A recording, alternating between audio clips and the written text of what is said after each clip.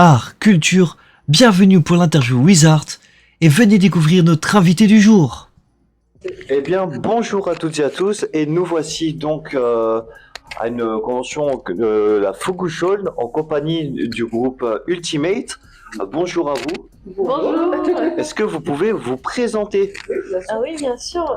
Déjà individuellement ou le groupe en premier individuellement? Alors, moi du coup c'est Océane, mais on m'appelle plus Michiko dans l'association et j'ai 28 ans et du coup je suis une des fondatrices de l'association.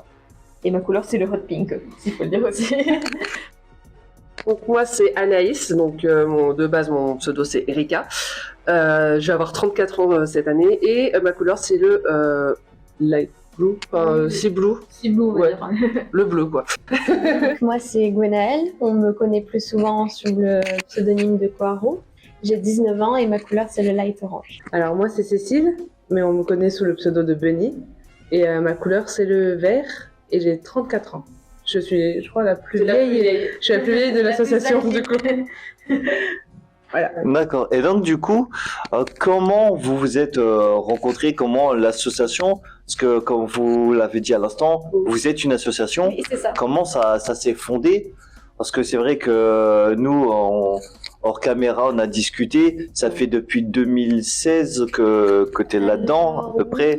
Même un peu plus longtemps. On a commencé en fait les covers, mais sans faire de scène, beaucoup plus longtemps avant. Oui. Par exemple, moi, j'ai commencé en 2011 à faire des covers sur YouTube, mais sans montrer mon visage, juste chant.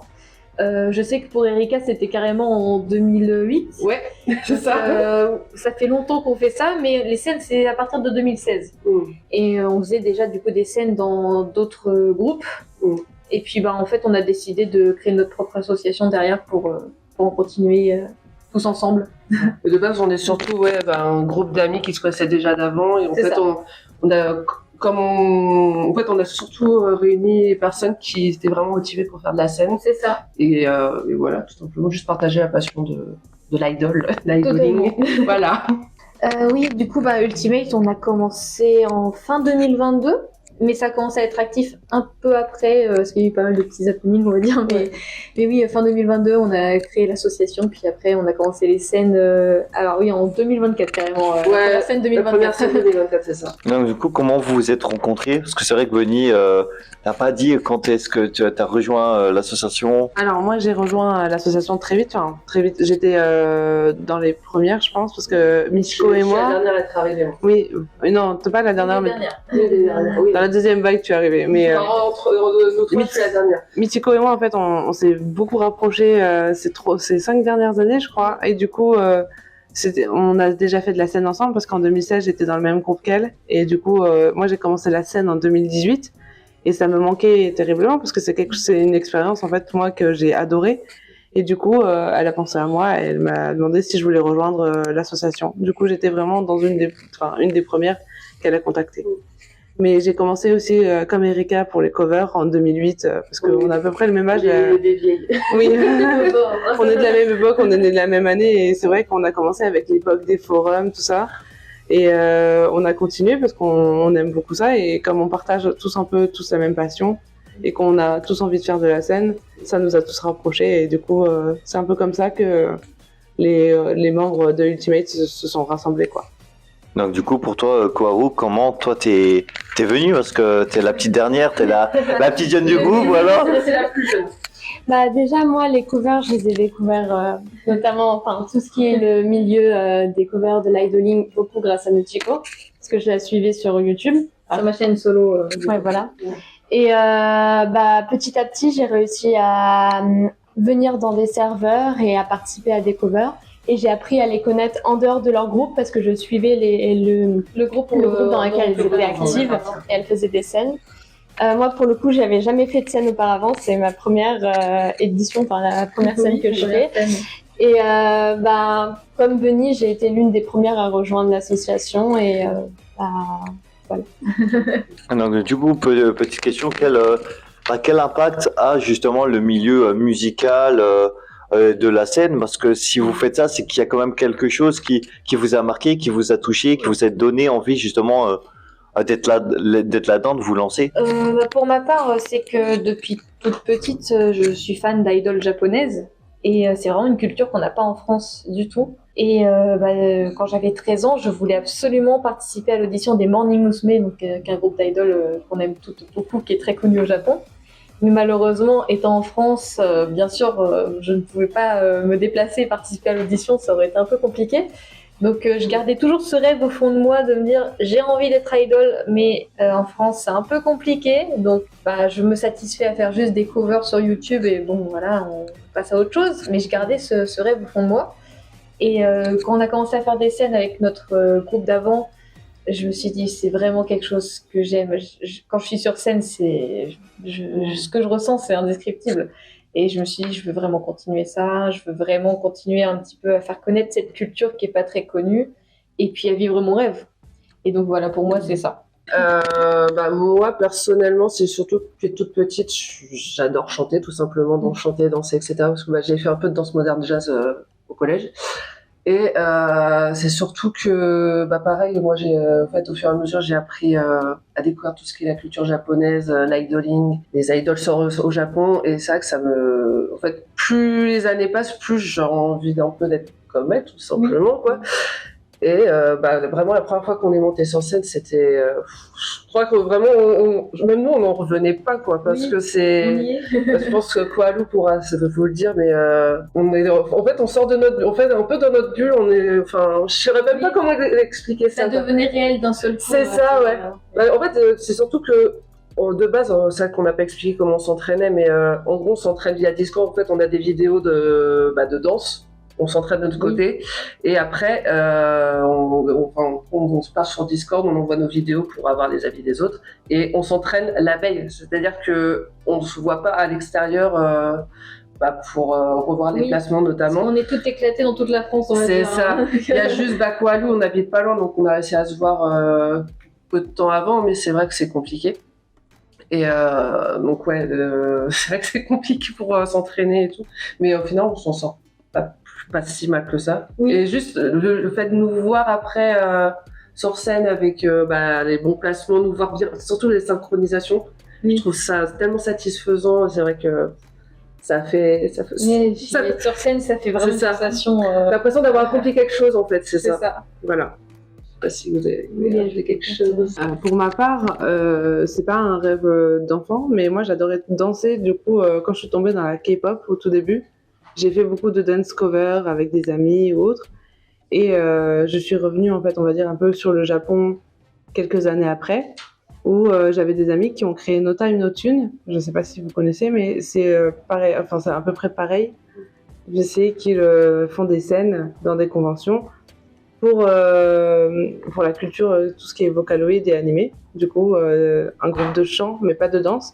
Et du coup, en 2018, moi, comme j'ai rejoint le groupe, et on m'a proposé en fait de faire de la scène, et c'est là que j'ai accepté parce que j'adore danser et chanter. Et du coup, c'est quelque chose en fait que j'ai vécu en fait, et c'est un très bon souvenir, excusez-moi. Et du coup, c'est quelque chose que j'avais envie de refaire parce que c'est aussi quelque chose qui me permet de gagner de la confiance en moi et aussi de pouvoir partager en fait des moments un peu spéciaux avec mes amis, quoi. Et du coup, avoir refait de la scène hier, par exemple, et voir en fait vraiment la finalité de nos entraînements et autres. Ouais, surtout ça. Du coup, moi, ça m'a fait quelque chose en tout cas. Non, et puis, faut pas oublier aussi que c'est quand même une énorme chance parce que, comme on dit, surtout ces dernières années, même bien que tout l'univers du Japon, de la J-pop et toute la culture japonaise en général reste assez développée, elle s'est un peu, je sais pas si on peut dire, essoufflée d'une certaine manière.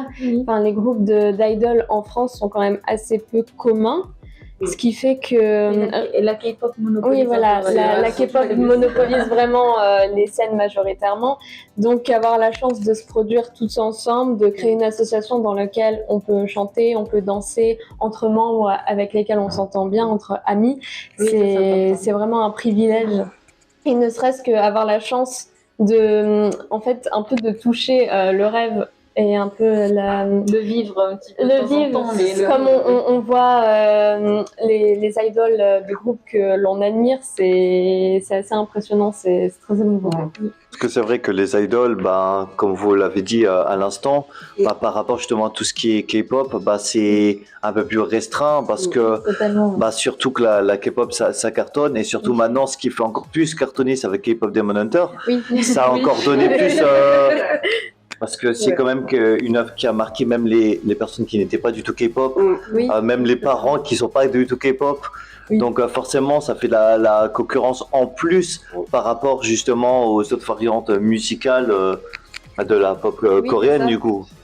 Parce Et qu'en fait, asiatique. pour le Japon, ce qui marche beaucoup plus, c'est les mangas, les animés, tout ça. Mais c'est vrai que les idols, ça parle moins aux gens, en fait. Ouais. Je sais pas, c'est un style qui parle moins. Je pense que les gens retiennent plus tout ce qui est opening, ending. Oui, voilà. Après, Je sais que les idoles à une époque étaient quand même assez populaires. Enfin, elles venaient en tout cas beaucoup en France, mais c'était plus dans le début des années 2000, Oui, voire oui. 2010. Mais après, ça s'est beaucoup Après Covid, essoufflé. ça s'est beaucoup essoufflé, Ouais. ça se voit aussi. Il y a eu avec tous les groupes comme BTS pardon, Oui. et Blackpink, ça a monté à partir de 2015, donc forcément la J-pop s'est un peu redescendu. Parce que en termes de musique japonaise, bah, pour le coup, c'est malheureusement c'est le J-rock aussi qui prime Aussi, plus que que la J-pop malheureusement. Oui. Et pourtant les deux sont autant bien que l'autre. Oui, je suis d'accord. Donc Après, les idoles japonaises, c'est vrai qu'il y a ce petit côté, enfin, je parle pour les groupes féminins surtout parce que c'est ce qu'on chante nous. Il y a ce côté un peu kawaii, très mignon, qui peut un peu moins parler en France. Ça peut genre, plus cringer, je pense, oui. pour les Français alors que au Japon, tout ce qui est kawaii, etc., tout ce qui est mignon, bah, c'est dans la culture en fait. Oui. Donc c'est vrai C'est que pour ça, même tout ce qui est les jupes à froufrou comme ça, Ouais, c'est c'est ça. On n'est pas très habitué à voir ça en France, même pour les chanteurs connus en France, quoi. Jamais ils porteraient ce genre de Non. choses. oui, ou même quand on fait du cosplay, c'est pareil. Hein, on nous regarde, on dit Quand qu'est-ce on est qu'ils dans font, les c'est le vidéos, carnaval. ouais, je suis d'accord. Alors que non. En vrai, à la différence de la K-pop qui est très américanisée et qui est plus acceptée en France parce qu'on a l'habitude de tout ce qui est tube, c'est vrai que le Japon en fait a vraiment des particularités en fait qui sont très propres en fait au Japon. Et du coup, c'est vrai que quand on voit par exemple les groupes féminins de K-pop, ce sont plus des chansons un peu plus badass, boss lady, quelque chose comme ça.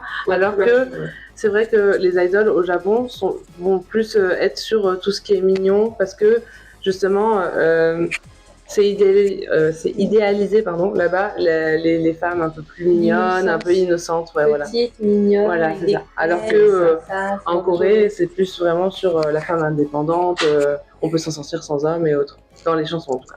C'est vrai qu'aussi, ce qu'on vient de me le dire, c'est vrai que No Life aussi a pas mal aidé pour c'est pour vrai la culture, parce qu'il y avait carrément même une émission sur No Life qui passait, je crois, le samedi soir, qui parlait vraiment de tout ce qui est Hello Project. Donc, Oui, c'est vrai, oui. c'est comme ça qu'on a connu aussi tout ce qui est idol. Et pareil, il y a Suzuka, pareil, qui faisait une émission qui parlait de la culture Et à son âme, japonaise, d'ailleurs, du ouais, coup, je vais pas à son âme Mais oui, malheureusement, et qui parlait vraiment de tout ce qui est l'idol, la culture japonaise, Oui, etc. puis même au premier live des Bono, qui est un groupe d'idoles que l'on suit, je sais que Suzuka était là aussi, donc elle a eu une grande place. No Life a eu une grande place dans les premiers lives qui Ouais. sont passés en France. Du Même, moment. je crois aussi, quand il y a eu le concert d'Averis Kobo et Cute, je crois que ça faisait la traduction sur scène. C'est fort possible, oui. C'est parce que ça me dit quelque chose, elles étaient venues à Japan Expo et Ils ont participé pas mal à cette culture Ouais. qui s'est. Enfin bon, après, ça n'a pas énormément fait de ça a bruit, aidé, mais ça a aidé un peu. ça a quand aidé même. pas mal quand même, je pense. Oui, je pense aussi. Parce qu'après, ce qui aide aussi à populariser aussi justement toutes ces variétés, c'est justement les œuvres. Tout à l'heure, on parlait pour la K-pop de K-pop Demon Hunter, mais ça revient à l'idol.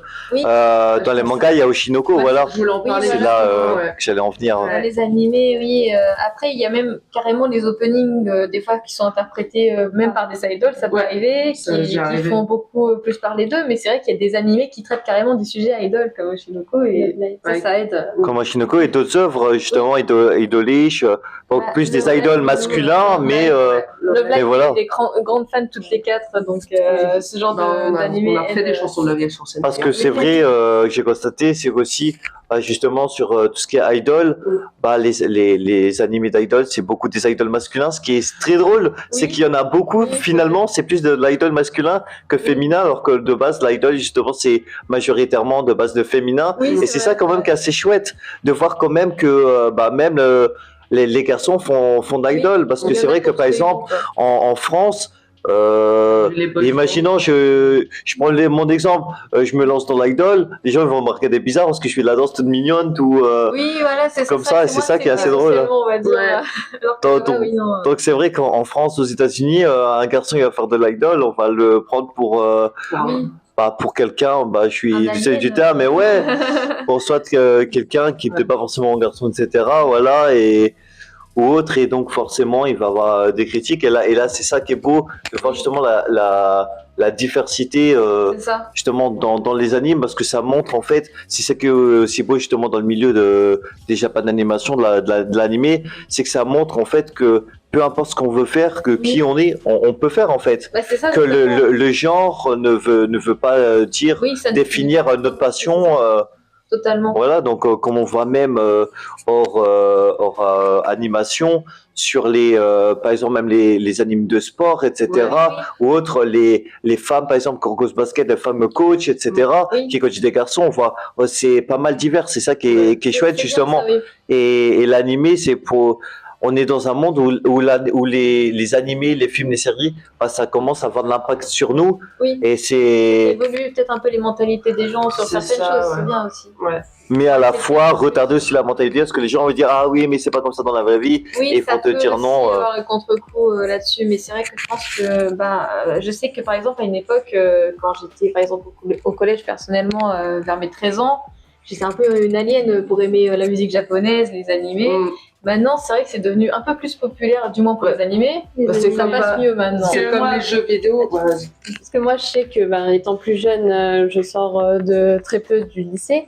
Et je sais que les animés, bien que ça soit plus popularisé, tout le monde n'en écoute pas non plus. Mais tout ce qui est type idol, personne n'en écoute quasiment. Donc, ça n'a pas trop changé sur ce fait-là.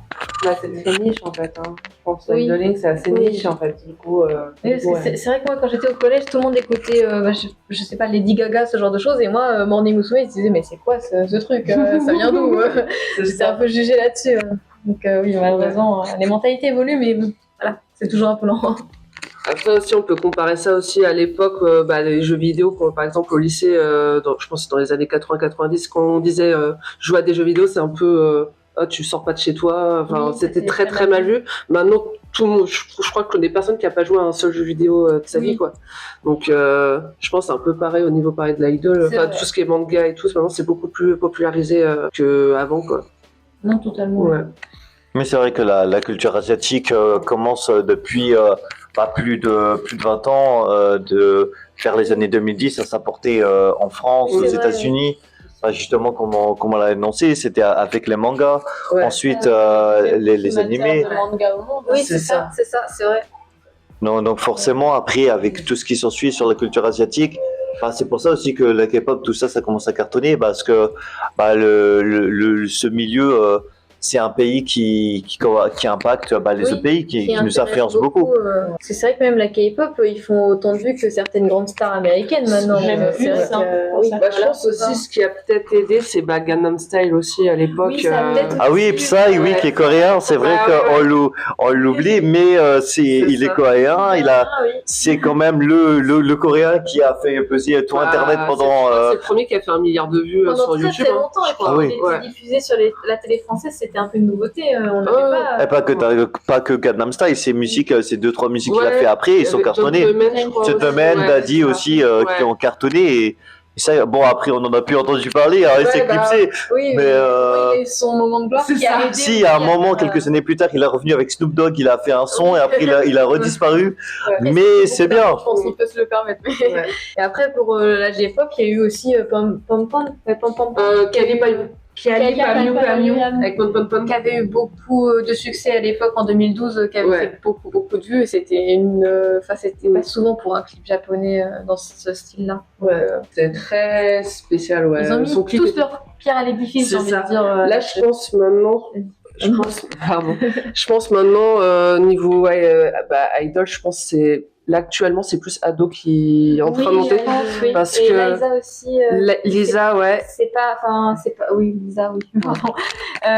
Lisa, c'est pas vraiment de l'idoling, mais c'est des animés Mm. et je sais qu'elle est très connue. C'est ça. Ces places de concert là pour que cette année, elles sont toutes parties très vite. Donc Ouais. c'est un Mais c'est impressionnant. comme vous l'avez annoncé, c'est aussi Ado. Ouais, Ado, ça. c'est bien, c'est que c'est un mélange, c'est un peu de l'idling, un peu Il y a un à peu part. tout, ouais. C'est ça C'est qui est beau, c'est ça qui fait l'artiste qu'elle est. C'est quoi on va parler Non, Ado a produit son propre groupe d'idol, elle l'a créé, donc Phantom Star, D'accord. qui a débuté en début 2024. Et elles ont fait d'ailleurs, durant leur première année d'existence, une tournée mondiale, où elles Oui. ont performé à peu près dans plus d'une trentaine de pays, je Dans crois, la France. dont la France. Voilà. Ah, mais de toute façon, Ado, c'est une artiste talentueuse avec ce très qu'elle bien. fait.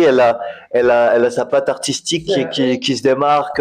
Son groupe d'idol qu'elle produit a son style aussi bien à lui. Hein. C'est pas Oh, du tout mignon, kawaii, Ah comme oui, on a oui, l'habitude.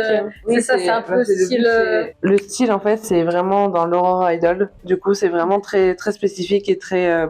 On entend la patte d'Ado, vraiment, dans la façon dont elle chante et autres. Et du coup, on retrouve vraiment la patte d'Ado. Et même ses techniques, en fait, parce que c'est vraiment elle qui produit. C'est elle aussi qui est derrière. Quand elle chante, c'est elle qui donne ses avis, ses opinions, et voir comment chanter telle partie. Parce que quand c'est Ado, ça se voit qu'elle est habile dans ce qu'elle fait.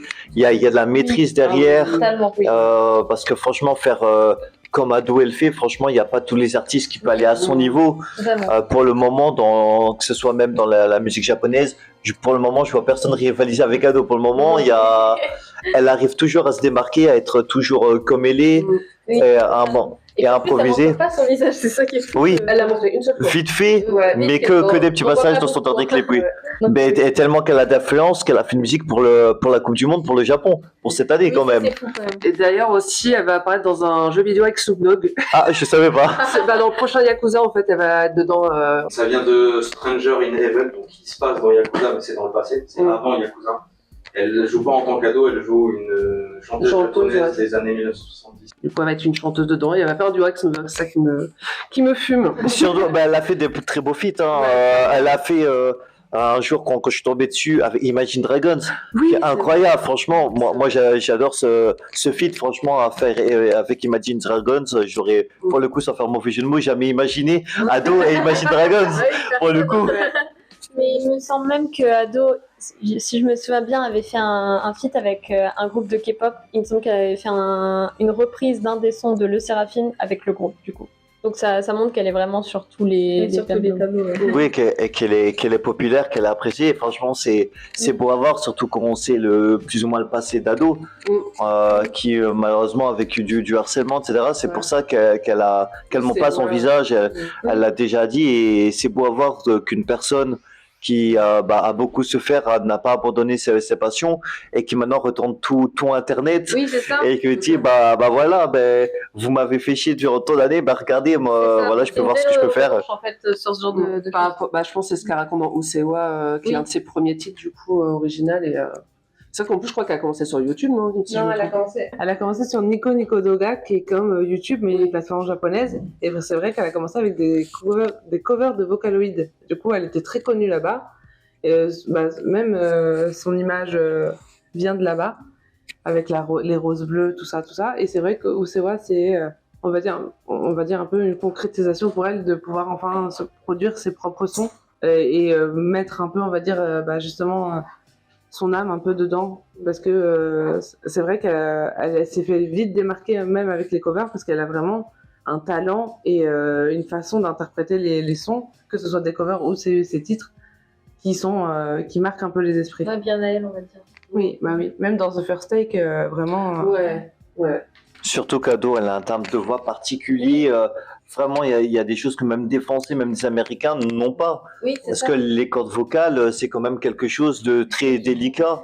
Et c'est ça qui est juste génial avec Ado, c'est quand on dit qu'elle est vraiment rigoureuse, elle maîtrise vraiment bien. Et c'est ça le talent, c'est pas que le fait qu'elle se démarque, c'est surtout le fait que ses timbres de voix sont différents, elle arrive à jouer, à monter la voix, comme redescendre et remonter d'un coup. Franchement, c'est ça qui fait la beauté. Donc vraiment, on a des belles choses dans le milieu asiatique.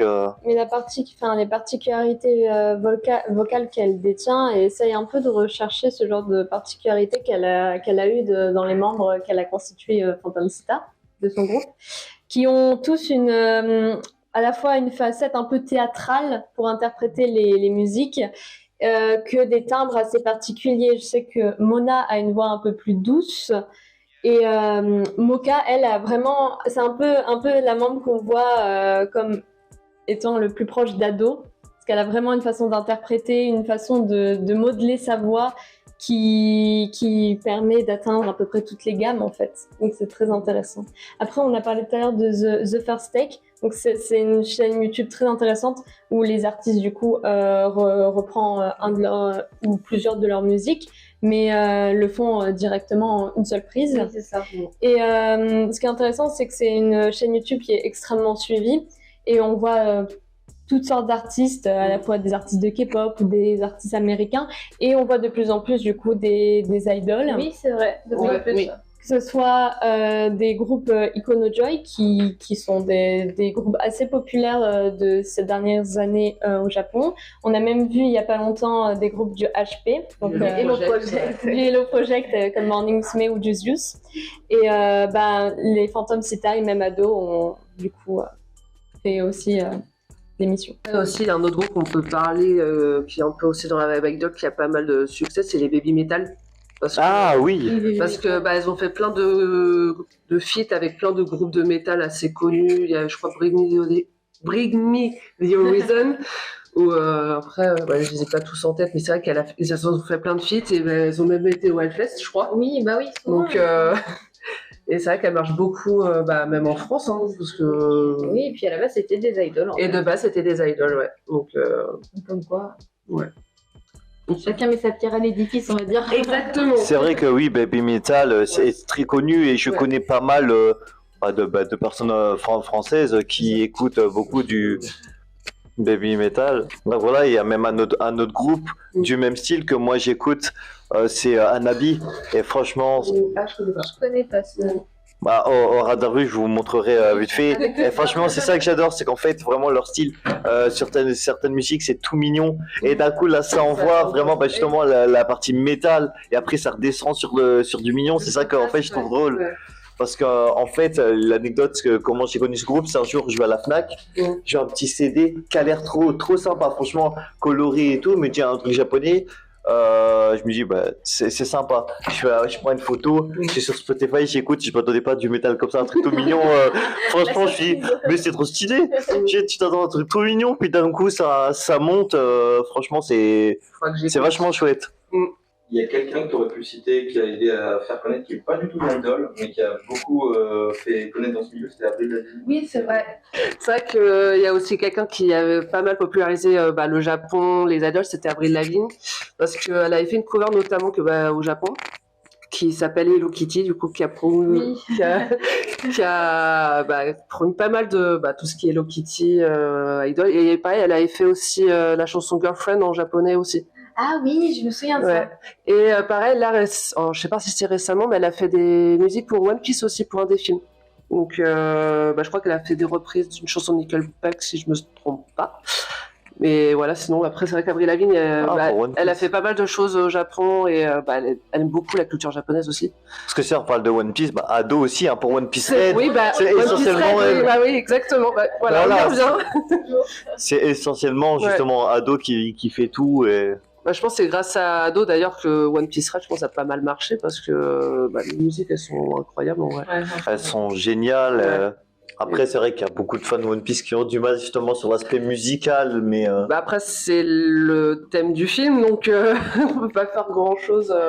C'est vrai qu'il y a beaucoup de musique, je crois qu'il y en a 4 ou 5. En vrai, quand c'est ado, franchement, c'est pas mal. Parce C'est que je l'ai ouais. vu Moi, je l'ai vu en français, en français aussi ouais. avec Oshi, Ouais. et j'accroche moins à la version Oshi que quand je l'ai vu en VO. Ouais. Parce que la petite anecdote, c'est que moi je l'avais vu en avant-première, donc le dimanche du Au coup en cinéma, VO, ouais. et je voulais du coup regarder en VF, du coup le jour de sa sortie, le mercredi.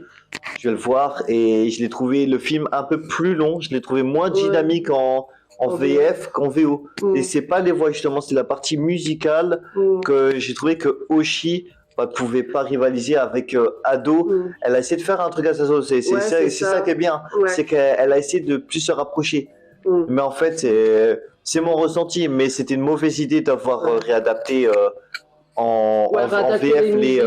Après, je trouve qu'Oshi, elle a pas autant de puissance qu'Ado au niveau de sa voix, c'est peut-être ça qui a fait que. Mais après, je trouve que ça lui va quand même bien. Ou s'il aurait fait l'adapter, à la rigueur, ça aurait peut-être en américain, peut-être. Ça aurait été peut-être chouette. Peut-être, je sais parce pas. que les chanteurs américains, des fois, il y a certains artistes quand même qui ont des voix plus portantes qu'Oshi et qui peuvent tenir. Mais après, ça reste quand même agréable et avoir justement, c'est chouette de se dire quand même que dans le milieu du manga, de l'animé, on a quand même du chant VF, ce qui peut être cool. C'est une artiste en plus, donc ils ont pas pris n'importe qui non plus pour faire sa voix. Donc, oui, voilà. Ouais. Et puis en plus, c'est ça qui est chouette, c'est de se dire quand même, et surtout pour Oshi, de dire, en fait, je reprends les musiques qu'Ado a appris. Quand tu vois la popularité d'Ado, en fait, finalement, c'est quelque chose d'incroyable de dire, en fait, derrière, tu reprends les musiques d'une artiste qui est ultra populaire. Oui, c'est vrai. Et surtout, même maintenant, si on repart dans le milieu de la Corée capable avec K-pop Demon Hunter, là, avec les VF, ça cartonne aussi. Oui, c'est vrai que c'est la chanson Golden qui marche beaucoup, même. Les adaptations, mine de rien, ça aide aussi à faire connaître les œuvres. Après, il faut savoir, bien que ce soit K-pop Demon Hunter, il faut savoir que la K-pop a été très américanisée et de nos jours, les musiques sont principalement chantées en anglais ou alors les lyrics sont majoritairement en anglais et on retrouve très peu de coréens dans les paroles, justement pour que ça soit plus simple pour un public plus large de les chanter en fait. Et que là, du coup, on les a en français. Et en plus, ce qui est très drôle, c'est que K-pop Demon Hunter, il s'est vraiment fendu dans la masse. Au début, personne n'entendait parler. Moi, en fait, un jour, je suis tombé peut-être un mois avant sur Instagram, mais déjà, le trailer n'était même pas en VF. C'était vraiment, il était sur le trailer sur la page Netflix, mais il était glissé comme ça. C'était en VO, les sous-titres anglais. Il y avait pas de VF. Hein, franchement. C'est que seulement plus tard, peut-être 1 semaine, 2 semaines avant la sortie, qu'ils l'ont mis en VF et qu'ils ont mis un peu plus de détails dedans. Et moi, je l'ai regardé, c'était sorti un vendredi, j'ai pu le regarder que le dimanche. Et je me suis dit, parce que le jeudi, ils avaient déjà sorti les musiques, du coup en VO, donc coréenne et tout. Je me dis, j'avais torché toutes les musiques avant même de regarder le film, alors que le film n'était pas encore sorti. Parce que le film sortait un vendredi, les musiques étaient déjà dispo le jeudi. Et j'ai trouvé ça chouette. Et c'était à ma grande surprise quand je démarre le film. Première musique en VF, je suis quoi, il y a une VF? Je fais, je savais pas qu'il y avait que la musique était en français. Je m'attendais vraiment à une musique en coréenne. Je pense que c'est pour rendre ça plus accessible, par exemple, aux enfants. Je sais que les animés de notre enfance aussi, beaucoup de chansons ont été traduites. Kill Harry, par exemple, pour nous, c'est notre jeunesse, notre enfance. Ça a été traduit, mais je pense que c'est parce que ça s'adapte aussi pour les enfants, pour qu'ils puissent les chanter derrière. Donc, on voit bien, justement, c'est les enfants aussi qui reprennent. C'est ça, parce que chanter en ça, enfance, c'est pas évident. Et c'est ça qui est drôle de se dire que ça a quand même cartonné. Parce que là, on est actuellement, on va rentrer au mois de juin. Et dans un mois, ça va faire 1 an que le film est sorti. Il est sorti début juillet, 1 semaine avant la Japan Expo. C'est ça qui est encore plus incroyable. Surtout de se dire qu'il était sorti 1 semaine à la Japan Expo et que déjà des gens ont sorti à la Japan Expo 1 semaine plus tard des cosplays. C'est ça aussi qui est fou. Oui, c'est quelque chose quand je dis que ça a vraiment cartonné et qu'on voit c'est vraiment tombé comme ça. Oui. C'est vraiment tombé comme ça, même pas une semaine, les gens ils font déjà des cosplays. Ah oui, C'est pas toutes les œuvres où en une semaine t'as des gens qui vont faire des Ça leur cosplays. a tellement plu qu'ils se sont investis directement, les gens. Et c'est rares œuvres où en fait en un an ça c'est toujours aussi populaire, comme si c'était sorti hier. Ouais. Voilà. Voilà. Un petit post-it vient de se glisser durant l'interview. C'est pas le premier. Oh oui. Ah, ok, d'accord, oui. Parler de la. Ce qui est abordé dans, par exemple, Oshinoko, on peut revenir sur Oshinoko dont on a un petit peu parlé tout à l'heure. C'est vrai que c'est une œuvre qui dénonce aussi que le monde de la J-pop, des idols, L'industrie des idols, ouais, enfin, ça peut être un peu plus sombre derrière. Ouais. Ça peut avoir un côté un peu sombre derrière, même si c'est très mignon. Ah oui, pardon, excuse-moi. Non, j'ai un autre truc. Je sais que j'ai oublié le nom du film, mais je sais qu'il y a un film qui sort très prochainement ou est sorti depuis très peu de temps, qui raconte justement l'histoire d'une jeune femme qui va avoir un procès parce que justement elle aura eu des relations avec un homme, une relation de petits amis, et vu qu'elle était une idole, c'est encore un sujet très tabou. C'est un film ou c'est un film d'animation? C'est un film avec de vrais acteurs. D'accord, ok, c'est un film, ok, d'accord. Et justement, ça va être abordé comment les normes d'idol sont un peu problématiques dans la très strict. très strict, très tabou. Ouais. Il y a plusieurs années, je pense que beaucoup de gens l'ont vu, une jeune idol qui s'était rasé la tête. C'était Ah oui. Parce qu'en fait, elle avait passé la nuit avec un garçon et juste elle s'était rasé la tête pour dire désolé de ce que j'ai fait. Et ça c'est marche, c'est passé aux infos même en France. Hein. Ça va tellement loin pour juste quelque chose qui en France, il n'y a rien de mal. Ah oui, donc ça montre que vraiment Instagram c'est vu tellement tout mignon que des. C'est que les fans ont besoin aussi de se dire un jour je pourrais peut-être être avec elle. Et donc, Oui, c'est ça qu'on voit justement dans Oshinoko. J'ai vu que l'épisode 1, mais voilà. C'est ça. C'est ça qui est beau, c'est qu'avec Oshinoko, ça montre pas que l'idole.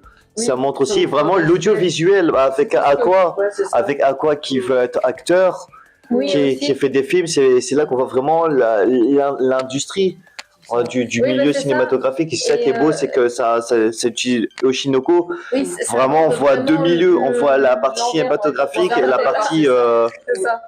Et quand même qui sont justement le milieu musicaux et cinématographique, des lieux, on va dire aussi assez tabous, etc. Ce qu'on là, voit c'est par exemple avec tabou. des.